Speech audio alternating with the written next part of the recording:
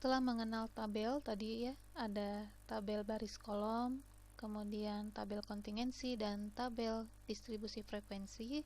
Selanjutnya kita akan mengenal diagram. Pertama-tama kita akan mengenal dulu diagram batang. Diagram batang ini biasanya digunakan untuk menyajikan data kualitatif atau data yang bersifat nominal atau ordinal. Nah, diagram batang ini yang ditampilkan yang pertama adalah jenis kategori atau klasifikasinya. Jenis kategorinya, kemudian yang ditampilkan berikutnya adalah frekuensi kemunculan data pada masing-masing kategori. Jadi misalnya ada 4 kategori. Kategori pertama itu banyaknya berapa data. Nah, itu di yang kedua ini ya. Jadi nanti ada di sumbu tegaknya ya kalau yang ini. Jadi diagram batang ini memuat 2 sumbu, yaitu sumbu kategori yang ini, yang pertama sumbu kategori ini adalah untuk yang sumbu horizontal, atau kalau dalam koordinat dia sumbu X-nya ya, yang datar. Kemudian sumbu frekuensi ini, frekuensi itu adalah sumbu vertikal ya, yang tegaknya. Nah, yang perlu diperhatikan pada diagram batang yaitu tingginya batang itu harus proporsional, harus berbanding lurus dengan frekuensi kelas. Ya, jadi jangan sampai asal menaruh tinggi batang ya, tidak menyesuaikan dengan ukuran. Contoh misalnya, banyaknya mahasiswa yang menggunakan motor itu 75. Dan ini 75 ini adalah 3 kalinya yang menggunakan mobil. Misalnya yang menggunakan mobil adalah 25 dan yang menggunakan motor sebanyak 75 mahasiswa. Di sini apabila tinggi batang yang mewakili mobil, misalnya untuk 25 mahasiswa, 25 untuk angka 25 itu tinggi batangnya adalah 5 cm. Berarti kalau yang 75 ini kan 3 kalinya ya. 3 dikali 5, maka untuk yang 75 kita gambarkan tinggi batangnya sebesar 15 cm. Seperti itu ya. Jadi harus proporsional. Biar terlihat, oh ini 3 kali lipatnya, oh ini 2 kali lipatnya, oh ini setengahnya saja misalnya. Itu bisa terlihat dari tingginya batang. Ini contohnya ya. Misalnya di samping ini, yang grafik ini, diagram ini adalah menyajikan data hasil sampling terhadap 150 orang mahasiswa. Tadi ya masih mengenai kendaraan yang digunakan dari tempat tinggal mereka ke kampus.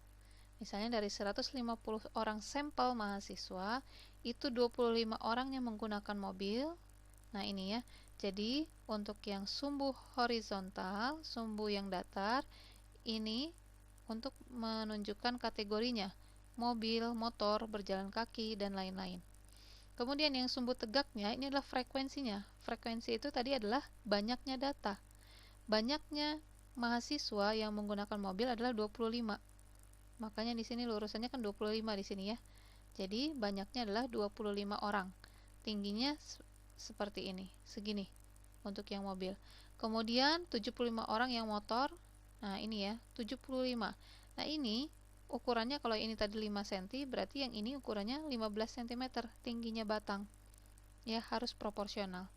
Selanjutnya 35 orang berjalan kaki. Ini 35 orang berjalan kaki. Atau kalian bisa menggambarkannya dengan jaraknya harus pas ya. Jadi ini misalnya 30 ke 40 ini per 1 cm, 1 cm gitu ya, ketika menggambarkan si sumbunya ya. Sumbu dalam diagram batang. Ya. Jadi bisa tinggal disesuaikan tingginya. Nah, 35 orang berjalan kaki, kemudian 15 orang dengan cara-cara lainnya. Ya, misalnya di sini ya. Ini 15 orang. Seperti ini diagram batang. Selanjutnya kita mengenal diagram baris. Diagram baris ini biasanya memang sering digunakan untuk melihat perubahan atau pertumbuhan. Apakah menaik, apakah menurun, apakah stagnan gitu ya. Nah, ini bisa terlihat lebih jelas ketika disampaikan dalam bentuk diagram garis. Misalnya, kenaikan angka kecelakaan per tahun. Nah, itu akan lebih kelihatan ya bahwa si garisnya itu menanjak misalnya. Mohon maaf, kalau kecelakaan baiknya menurun saja ya.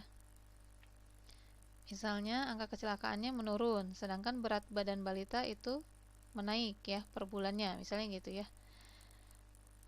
Kemudian diagram ini menggunakan sumbu horizontal dan sumbu vertikal juga, sama seperti diagram batang ya, dan saling berpotongan tegak lurus. Jadi sama. Kita kembali lagi lihat di sini ada sumbu vertikal, sumbu horizontal. Nanti diagram baris juga sama menggunakan yang seperti itu. Dua sumbu ini diperlukan untuk menggambar pola linier. Jadi biar kelihatan garisnya apakah menaik, apakah menurun. Selanjutnya, pasangan nilai pada sumbu horizontal dan pada sumbu vertikal itu kita buat titik. Kalau yang tadi kan langsung digambarkan dengan menggunakan batang untuk yang diagram batang. Nah, kalau ini si nilai pada sumbu horizontal dan pada sumbu vertikal itu kita buatkan titik ya. Setelah dibuatkan titik, mohon maaf, ini titiknya itu sama seperti ketika kita menggambarkan titik di diagram Cartesius ya.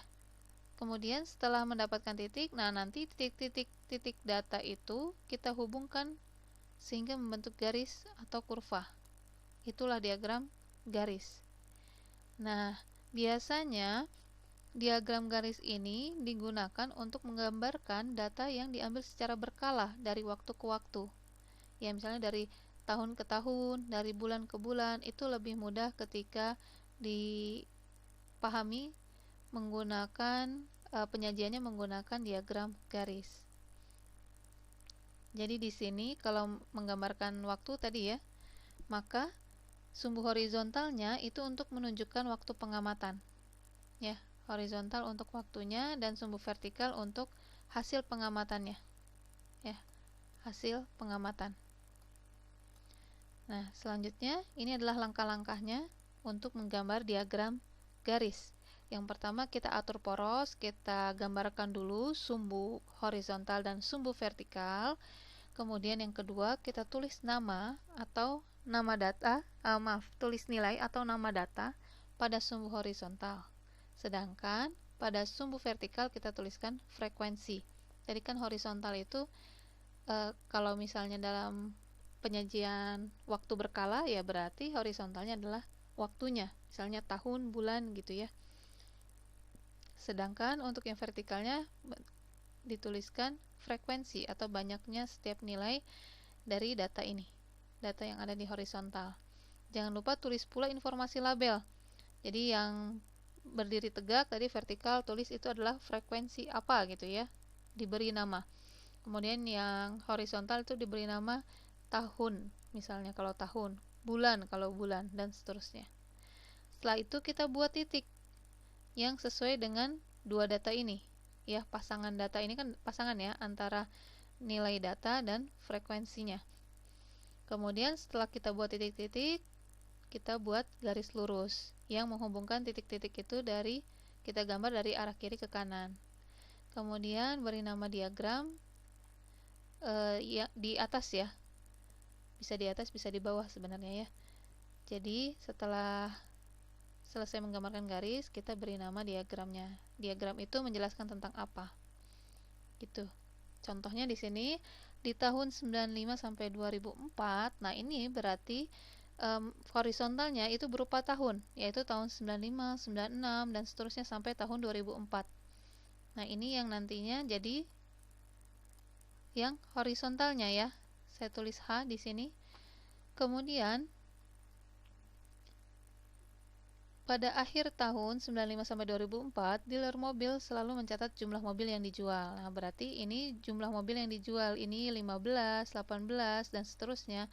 Ini adalah frekuensinya. Ya. Kalau frekuensi itu berarti ada di sumbu vertikal. Ya, ini V ya misalnya.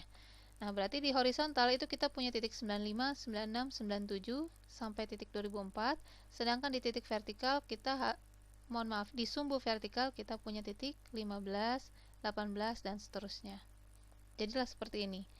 Nih di tahun 95 itu cocoknya dengan angka 15 ya. 95 itu 15. Berarti kita gambar 95 15. Maka di sini kita buat titik. Ya. Selanjutnya 96 itu dengan 18. 96 dengan 18. Buat lagi titik di sini. Dan seterusnya ya, 97 dengan 25. Nah, ini semuanya kita gambar titik terlebih dahulu. Setelah itu baru kita hubungkan setiap titik ini dengan garis yang hasilnya ini adalah ini ya. Garis yang warna abu-abu ini. Nah, seperti itu. Nah, dari sini kan kita bisa baca ya. Dari grafik ini bisa kelihatan nih bahwa sebagian besar penjualan mobil itu terjadi di tahun 2001. Kenapa? Karena ini yang paling tinggi. Ya, 2001. Kalau kita menyajikan data seperti ini saja kan, mana ya yang paling tinggi? Kita harus lihat satu persatu nih. Angkanya yang paling besar mana? Oh, 32 di tahun 2001. Kan seperti itu ya. Jadi harus diamati satu persatu. Sedangkan kalau disajikan dalam bentuk diagram garis, kita bisa tinggal lihat titik mana yang paling tinggi. Oh, ternyata di titik 2001. Dari sini kita juga bisa lihat bahwa penjualan mobil cenderung meningkat antara tahun 95 sampai 97. Ini ya, karena dia ke atas. Kemudian cenderung menurun dari tahun 2002 sampai 2004. Kalau tidak digambarkan dalam bentuk diagram garis, itu belum tentu bisa kita lihat naik turunnya. Seperti itu ya.